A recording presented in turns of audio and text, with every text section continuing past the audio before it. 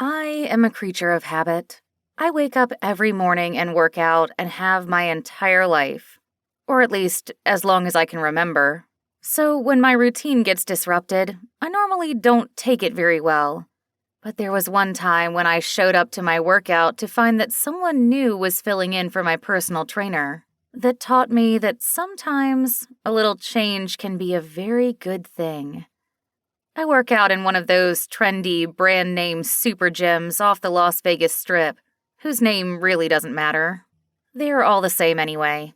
Rows upon rows of weights and contraptions of all sorts that have changed through my years of working out in every aspect except their user-friendliness, which is why it is good to have a personal trainer with you sometimes.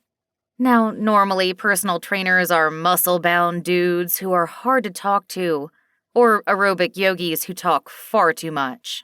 But that day was different. When I got to the desk to sign in, the lady behind the desk, a devastatingly beautiful woman with dark hair and emerald green eyes, told me that she would actually be the one taking me through my workout. "Oh, really? Well, this will be fun," I said, displaying my usual unnatural bubbliness given the early hour. I can't say she seemed as excited as I was, but I can't blame her. She was there working the crack of dawn shift, and here I was, absolutely giddy to just have another woman to work out with. On top of that, the gym was deserted, which I love. I hate working out when other people are there, which is why I always try to go first thing in the morning. It was a big place, but looking around, I was pretty sure we were the only ones there, which is rare even at this early hour. "So, what do you want to do first?" she said, clapping her hands and gesturing toward the empty gym floor.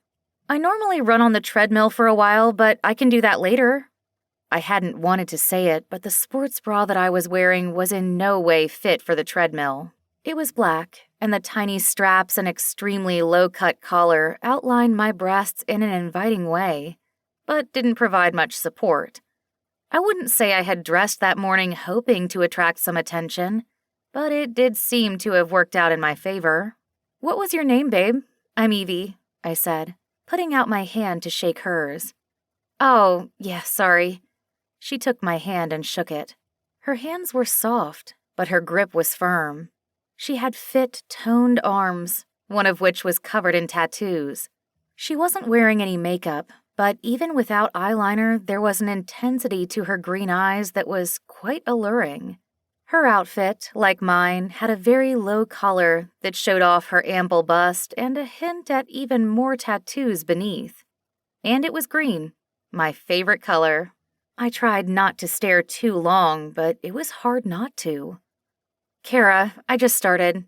I should really remember to introduce myself next time," she added with a laugh that seemed forced. Everyone who works in the service industry knows that laugh. I call it the customer is always right laugh. You've all heard it too, although I don't know how many of you recognized it for what it was. I'm not going to bore you with the details of my workout. It was sweaty and tiring and involved a lot of pushing and stretching and panting. It also involved more than a considerable amount of flirting. Not by her, though. "So, are you from around here?"